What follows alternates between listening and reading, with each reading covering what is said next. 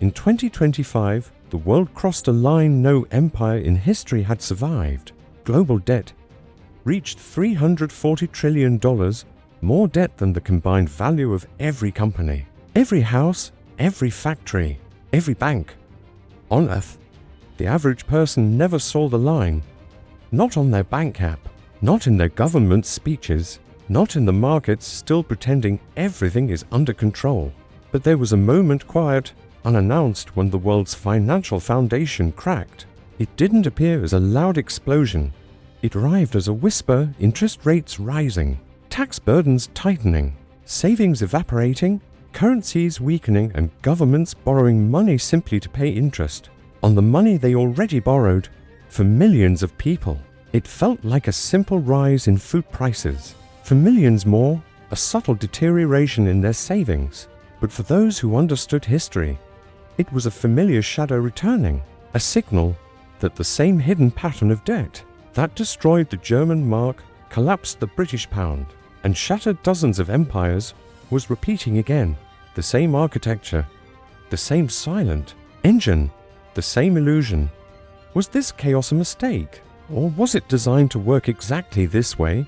Tonight, we expose the hidden debt pattern behind every currency collapse and reveal why the modern economy, your savings, your income, your future is quietly being pulled into the same ancient trap. Because history doesn't repeat, it returns. And this time, it's returning for all of us. If the same pattern destroyed every major currency before, why would ours be any different? To understand the collapse that is unfolding today, we must go back to the place where the modern financial world was engineered, where debt became not a burden, but a weapon. London, 1694. The British Empire was drowning in war expenses. The monarchy was broke, exhausted, and desperate. A group of wealthy merchants approached the crown with a proposal, not a gift, not a patriotic offering, but a bargain. They would lend the government money. In return, they demanded something far more valuable: a charter, a monopoly, a machine that could create money from nothing.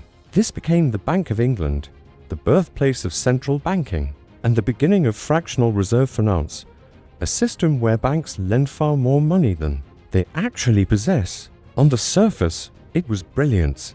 Underneath, it was alchemy, turning debt into currency, turning promises into wealth, turning nations into dependent borrowers. Debt became the engine of empire. Over the next centuries, other powers copied the model. France, Germany, Japan, and finally, in 1913, after a quiet, secretive meeting on Jekyll Island, the United States created the Federal Reserve, built not by the public, but by bankers representing the most powerful financial institutions of the era: Warburg, Morgan, Rockefeller. They understood something the public did not. If you control the debt, you control the currency. If you control the currency, you control the empire. The motive was simple: perpetual control. By tying governments to endless borrowing, the elite guaranteed two outcomes. 1. Governments would never escape the need for more debt. 2. Currencies would eventually collapse under the weight of their own promises, and each time a currency failed, it wiped out the savings of ordinary people while transferring power and hard assets upward. Every single time. But how? What force could quietly bring down empires without firing a shot? The answer is the architecture of debt, a structure built to look stable, but designed to be fragile. Debt expands, interest compounds, confidence breaks, currency collapses. It is the same mechanism, century after century, the silent engine behind the fall of nations. If the architects of the system designed it to break, what happens when the break is global? Every currency collapse in history, every empire, every nation that once believed itself untouchable follows the same pattern. It is not random. It is not accidental. It is not unforeseeable. It is a 7-stage collapse cycle, repeating with the precision of a financial law. Let us expose the pattern. Stage 1: expansion through borrowing. The government takes on debt, promising prosperity. Rome did it. Spain did it. Britain did it. The United States perfected it. Borrowing feels harmless. a painless shortcut to wealth, but it plants the seed. Stage 2, money printing begins when borrowing isn't enough. Nations create money to fill the gap. We saw this with France after its revolution. We saw it with Germany in the early 1920s. We saw it with the United States after the 2008 crisis and again in 2020. It always starts temporarily. It always becomes permanent.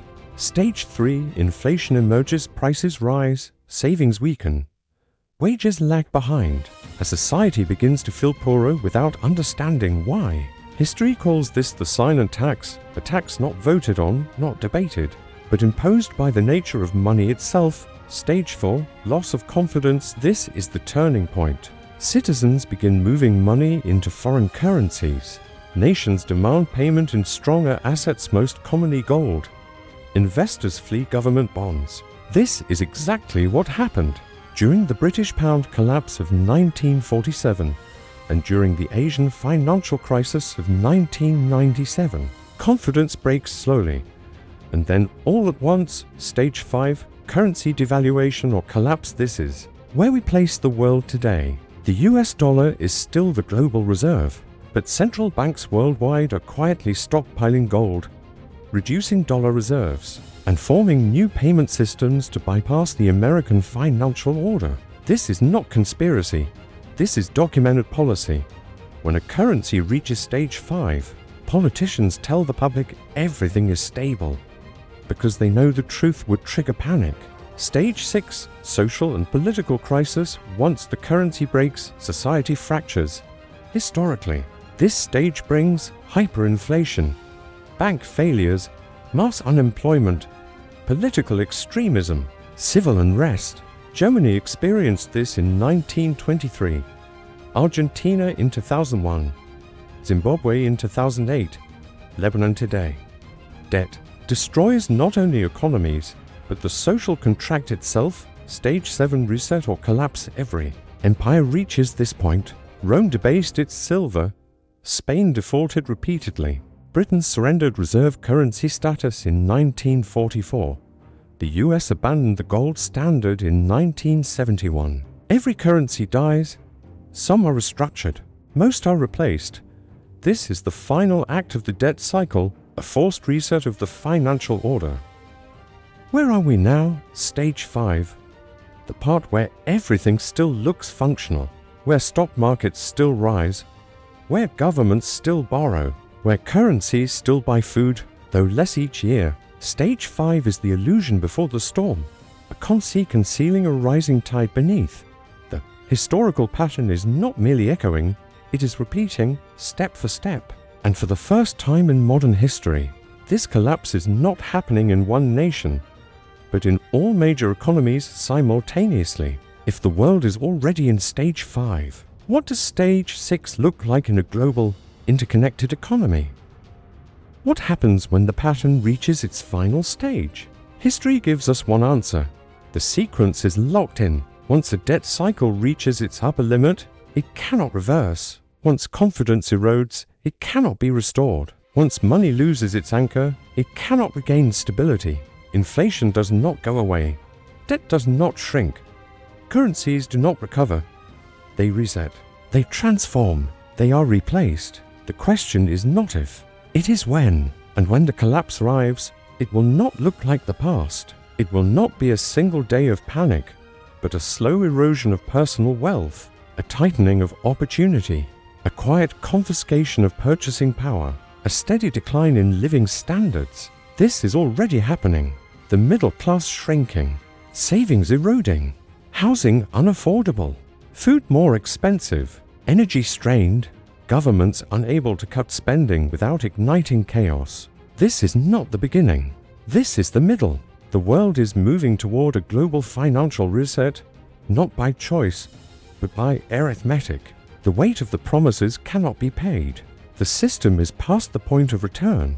The pattern is unfolding exactly as it has for 1,000 years. There will be winners, there will be losers. There will be those who saw the signs and those who realized the truth too late. The question that remains, the question history now directs at all of US is simple. History does not repeat perfectly, but it rhymes. Are you listening to the rhyme? Or will you wait until the collapse reaches your doorstep? If you want more deep investigation stories about financial history, hidden economic patterns, and the forces shaping the future of money, make sure to subscribe to Shadow Financial Historia. Every week, Shadow Financial Historia uncovers a new chapter in the history of money, the unresolved questions behind central banks, and the financial patterns repeating today. Stay informed, stay aware, and follow Shadow Financial Historia so you never miss the next documentary.